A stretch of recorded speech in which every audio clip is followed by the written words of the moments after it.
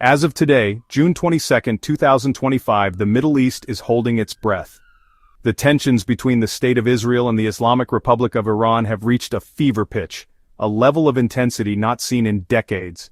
High-level officials in Jerusalem, Washington, and across Europe are speaking in hushed but urgent tones about the very real possibility of an imminent Israeli military strike against Iran's nuclear facilities. The drums of war are beating loudly, and many fear it is no longer a question of if a conflict will erupt, but when. The situation is extraordinarily fluid and dangerous, with every passing hour bringing new intelligence and fresh anxieties about what the next move might be on this geopolitical chessboard. The evidence for this looming conflict is compelling and deeply concerning. Recent reports from credible news outlets indicate that the Israeli military has completed its preparations and is now in a position to act unilaterally. This readiness follows a series of escalations that have pushed diplomacy to the brink of failure. The International Atomic Energy Agency, or IEA, recently passed its most severe censure against Iran in nearly 2 decades, confirming that Tehran is not complying with its nuclear obligations. In response, Iran has defiantly announced it will expand its uranium enrichment program, a move that Israel views as a direct step toward acquiring a nuclear bomb, a weapon it vows it will never allow its greatest enemy to possess. This potential war would not be happening in a vacuum. It follows a period of unprecedented direct confrontation between the two regional powers. In 2024, Iran launched 2 separate retaliatory missile and drone attacks against Israel, shattering the long-held paradigm of a shadow war and bringing their enmity out into the open. While those attacks were largely intercepted, they marked a new and terrifying chapter. More recently, in October of 2024, Israel reportedly succeeded in damaging a significant portion of Iran's advanced S-300 air defense systems. While Iran is working feverishly to repair them, Israeli military planners know their window of opportunity for a successful manned aircraft strike is closing fast. The atmosphere in the region is thick with dread. The United States, Israel's most critical ally, has signaled its deep concern by ordering the partial evacuation of embassy staff in Iraq and authorizing the voluntary departure of non-essential personnel and their families throughout the Middle East. The commander of U.S. Central Command, General Eric Kurilla, even postponed a scheduled hearing on Capitol Hill to remain in the region and manage the escalating crisis. These are not the actions of an administration that believes peace is just around the corner. They are the prudent, sober steps of a global power bracing for impact and preparing for the very real possibility of a dramatic and violent regional explosion. A direct war between Israel and Iran would not be a contained, localized event. It would be a global crisis with immediate and far-reaching consequences for every nation on Earth. The first and most obvious impact would be on the world's economy.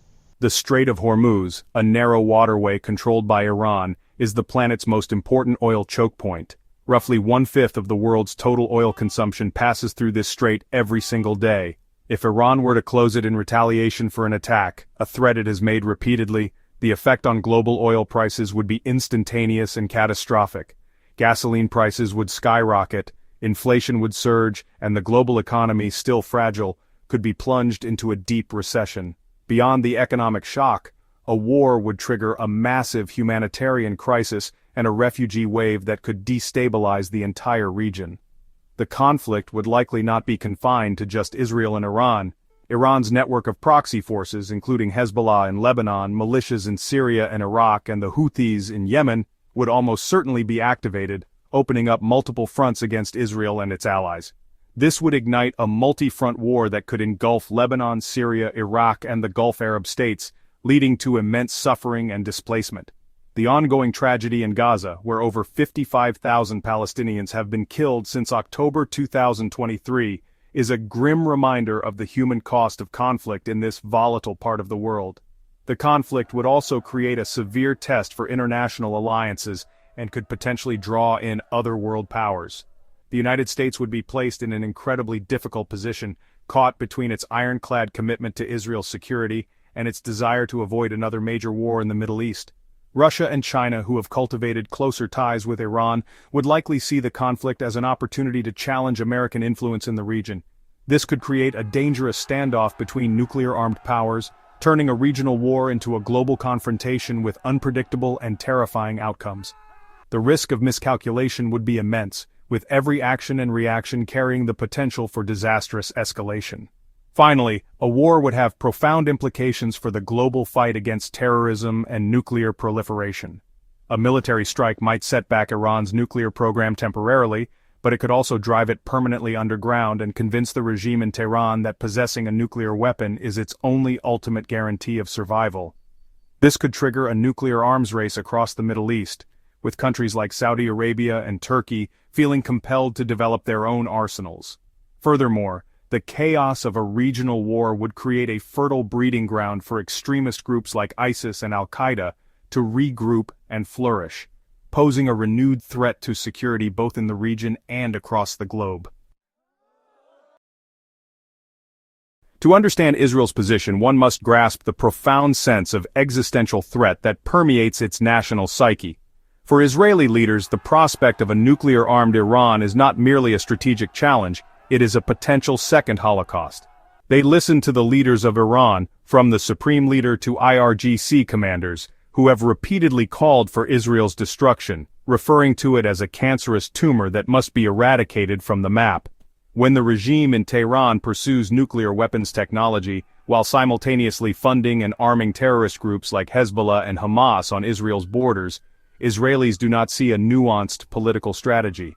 They see a clear and present danger to their very existence as a people and a nation. This fear is rooted in history. The Jewish people have faced annihilation before, and the State of Israel was founded in the ashes of the Holocaust with the solemn vow of never again. This principle is the bedrock of Israel's national security doctrine. It means that Israel believes it cannot afford to outsource its security or trust its survival to any other nation, including its closest allies. While they value American support, Israeli leaders from across the political spectrum are united in the belief that when it comes to an existential threat, Israel must retain the right to act alone, preemptively, and decisively. This is why the prospect of a unilateral strike, even without a green light from Washington, remains firmly on the table. The current strategic calculation in Jerusalem is driven by a sense of urgency. The intelligence that Iran is enriching uranium to 60% purity, a short technical step from the 90% needed for a weapon, is a flashing red light. Coupled with the news that Iran is rebuilding its air defenses, Israeli military planners feel their window for an effective conventional strike is closing. They believe it is better to act now, while they still have a high chance of success, than to wait until Iran has a nuclear shield behind which it can act with impunity. The memory of Israel's successful 1981 strike on Iraq's Osirak nuclear reactor and its 2007 strike on a Syrian reactor serves as a powerful precedent, reinforcing the belief that bold action is sometimes necessary to prevent a far worse outcome. Therefore, the mood in Israel is one of grim determination. The public is anxious and understands the severe costs of war, the inevitable rocket barrages from Hezbollah and other proxies, the economic disruption and the loss of life. Yet there is also a broad consensus that the cost of inaction, of allowing a regime that vows their destruction to obtain the ultimate weapon, is infinitely higher. For Israel, this is not a conflict of choice but one of necessity. It is a desperate gamble to neutralize a threat that, in their view, could extinguish the 77-year-old dream of a safe and secure Jewish homeland in the Middle East. From the perspective of Tehran, the narrative is entirely different. The Iranian regime views its nuclear program as a fundamental right and a cornerstone of its national sovereignty and technological advancement. They consistently maintain that the program is for peaceful energy purposes, a claim met with deep skepticism in the West, but one that resonates with a strong sense of national pride among many Iranians. They see the relentless pressure from the United States and Israel not as a legitimate security concern, but as a neo-colonial effort to keep Iran weak and subordinate, to deny it the scientific progress and regional influence it sees as its rightful destiny. This narrative fuels a powerful spirit of resistance and defiance against foreign coercion. The regime's leaders point to what they perceive as a clear double standard. They see Israel, an undeclared nuclear power with a sophisticated arsenal, facing no international sanctions or censure, while Iran is punished for a program it claims is peaceful. This fuels a deep-seated sense of injustice and hypocrisy. Statements from Iranian officials like President Masoud Pezeshkian's vow not to yield to coercion are broadcast to a domestic audience that has been steeped in revolutionary ideology for over 4 decades. The memory of the 1953 CIA-backed coup that overthrew a democratically elected Iranian leader is still very much alive, fostering a profound and enduring distrust of American intentions in the region. Furthermore, Iran's military posture and its network of regional allies are framed internally as a defensive strategy. From Tehran's vantage point, it is surrounded by hostile American military bases in the Gulf, Iraq, and Afghanistan, and faces a technologically superior Israeli military. In this context, its ballistic missile program and its support for groups like Hezbollah are presented not as tools of aggression, but as a forward defense doctrine, a means of deterring an attack by demonstrating the ability to inflict unacceptable pain on its adversaries. Recent warnings from IRGC Commander Hossein Salami of a history-making response to any Israeli attack are meant to reinforce this deterrent and project an image of strength and resolve. Despite the regime's defiant rhetoric, the situation for the average Iranian is dire. The economy is crippled by years of sanctions, with inflation soaring above 30% and the currency in a state of near collapse. Most Iranians are weary of conflict and yearn for economic stability and a peaceful resolution that would allow their country to reintegrate with the world. While national pride is a powerful force, the fear of a devastating war and further hardship is palpable. The recent unveiling of a large statue of the mythical archer Arash Kamengir in Tehran can be seen as an attempt by the regime to rally nationalist sentiment. But beneath the surface lies a population deeply anxious about a future that seems to be spiraling toward a catastrophic confrontation. The United States right now finds itself walking a really perilous tightrope, trying to balance competing interests and prevent a regional explosion. On one hand, the Trump administration has, repeatedly affirmed its ironclad commitment to Israel's security. This is actually a foundational principle of American foreign policy, and it's backed by broad bipartisan support. The administration understands Israel's existential fears regarding a nuclear Iran, and has provided, extensive military and intelligence support to make sure Israel maintains its qualitative military edge. However, on the other hand, the United States desperately wants to avoid being dragged into another large-scale war in the Middle East, a conflict that would be costly in terms of lives, treasure, and strategic focus. President Trump's administration has pursued a policy of maximum pressure on Iran, but officially, it prefers a diplomatic solution. U.S. negotiators have been engaged in talks, most recently scheduled to be hosted by Oman, to try and resurrect a deal that would curb Iran's nuclear ambitions. Yet these efforts have stalled. The American demand for zero uranium enrichment on Iranian soil has been, flatly rejected by Iran's supreme leader, leading to a stalemate. President Trump, who once seemed optimistic about a deal, has grown increasingly frustrated. His administration's recent decision to evacuate some personnel from the region is a complex signal. It's a warning to Iran of the seriousness of the situation, but also a potential sign to Israel that the United States may not stand in its way if it chooses to act. The internal debate within Washington is pretty intense.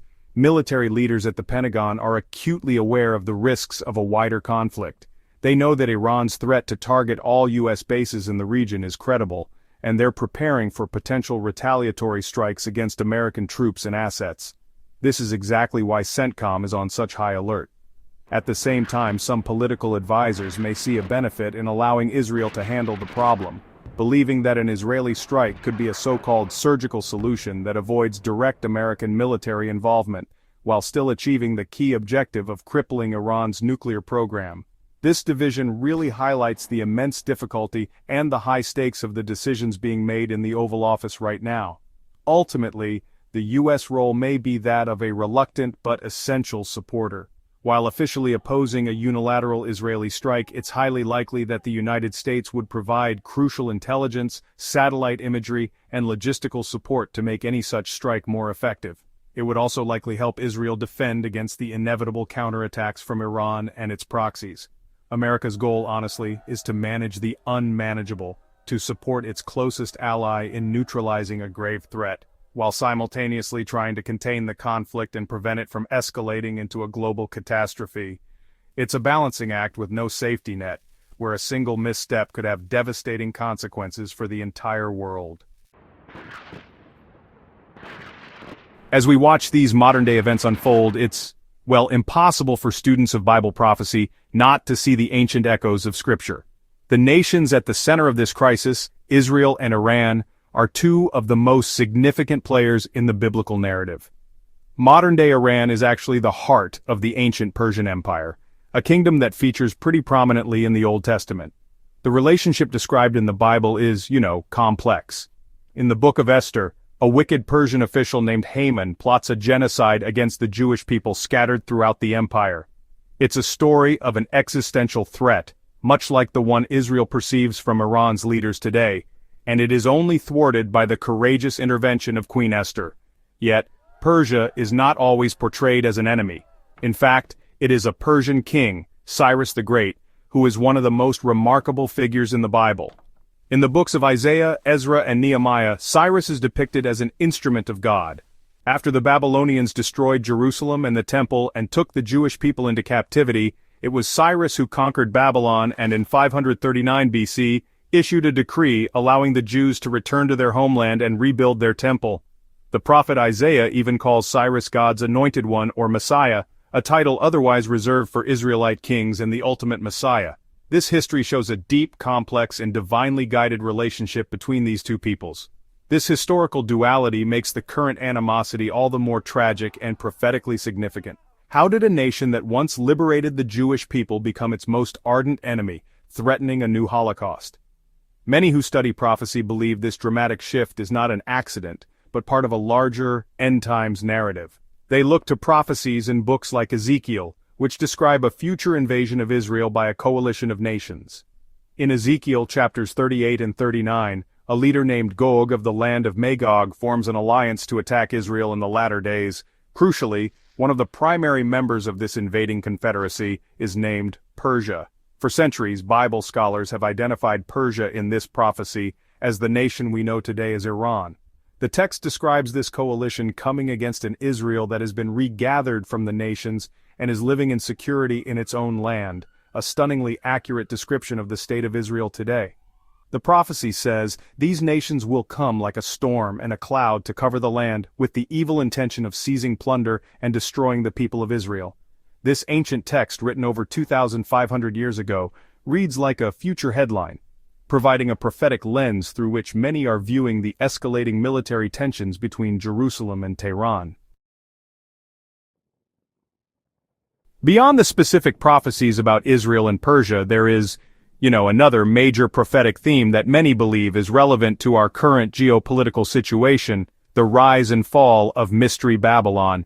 In the Bible, the name Babylon carries enormous weight. It begins in the book of Genesis with the Tower of Babel, a symbol of humanity's united rebellion against God. The historical empire of Babylon, under King Nebuchadnezzar, was the superpower of its day, renowned for its wealth, military might, and stunning architecture. But it was also a brutal pagan empire that destroyed Jerusalem and God's temple in 586 BC, and led the Jewish people into a 70-year exile. Babylon became biblical shorthand for a world system that is arrogant, idolatrous, and hostile to God and His people.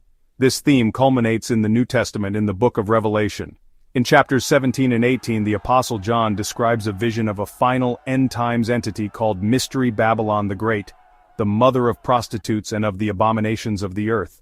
This Babylon is not just a city or a nation, it is described as a vast global system of immense economic, political, and cultural power. She is depicted as a woman dressed in purple and scarlet, glittering with gold, precious stones, and pearls, symbolizing unimaginable wealth. She sits on many waters, which the angel explains represents peoples, multitudes, nations, and languages, indicating her worldwide influence. She reigns over the kings of the earth and gets rich from global commerce. This prophetic Babylon is also characterized by its extreme corruption and persecution. John sees that the woman is drunk with the blood of God's holy people, the blood of those who bore testimony to Jesus. Her economic system is built on greed and materialism, and she is the center of a global culture that seduces the world into idolatry and immorality.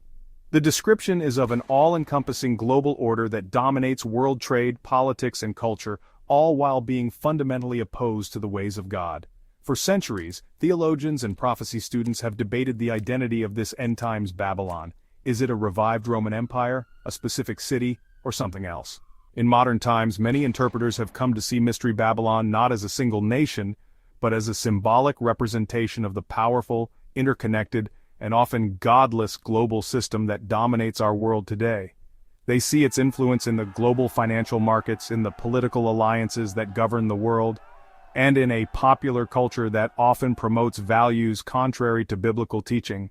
They look at a world system that is increasingly hostile to biblical faith and to the nation of Israel, and they see the spirit of Babylon alive and well. The identity of Babylon is a mystery, but its characteristics, global power, immense wealth, and hostility to God, are seen by many as increasingly visible on the world stage.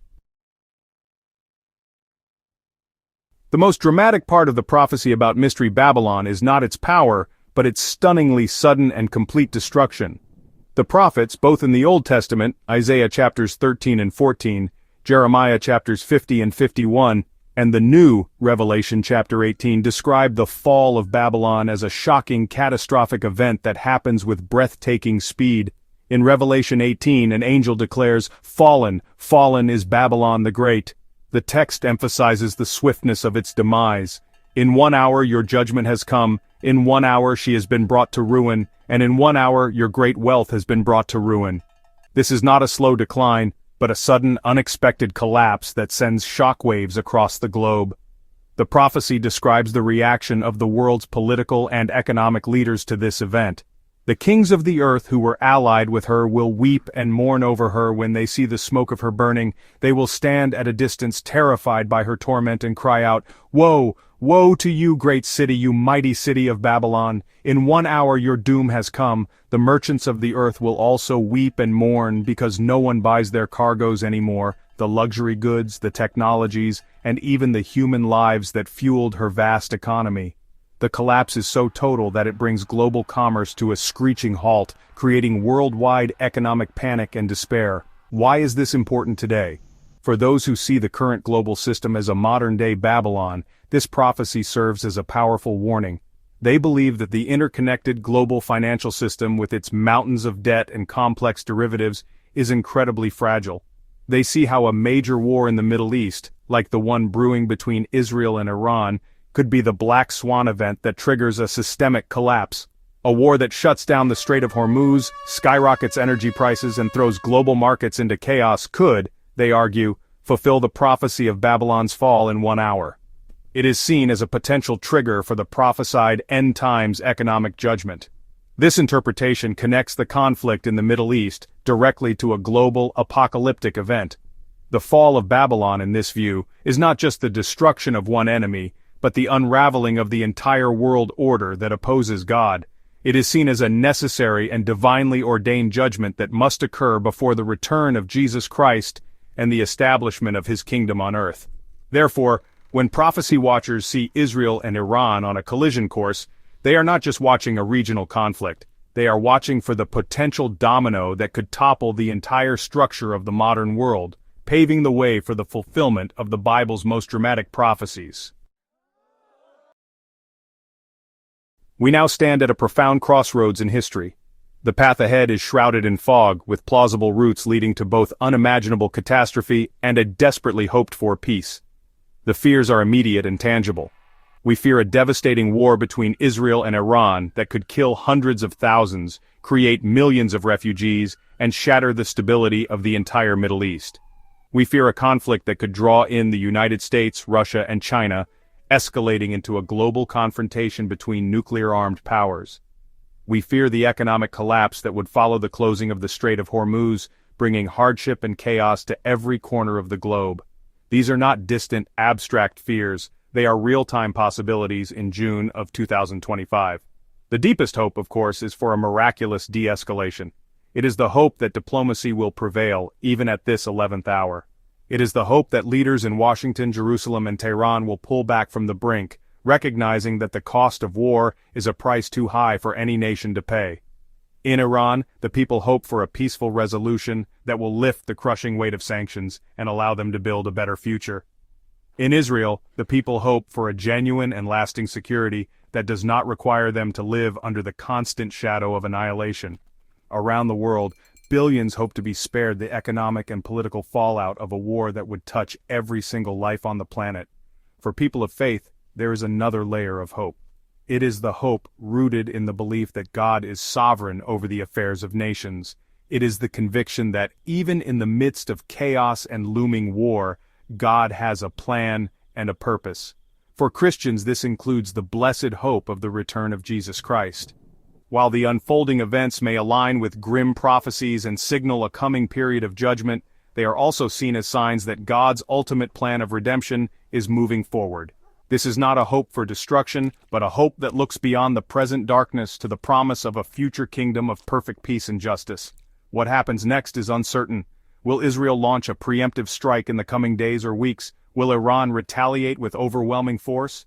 Will the United States be drawn into the fray, or will a diplomatic breakthrough emerge from the shadows? We must watch, and we must pray. We must pray for wisdom for our leaders. We must pray for the protection of innocent lives on all sides. And we must pray for the peace of Jerusalem, a city whose destiny is intertwined with the destiny of the entire world.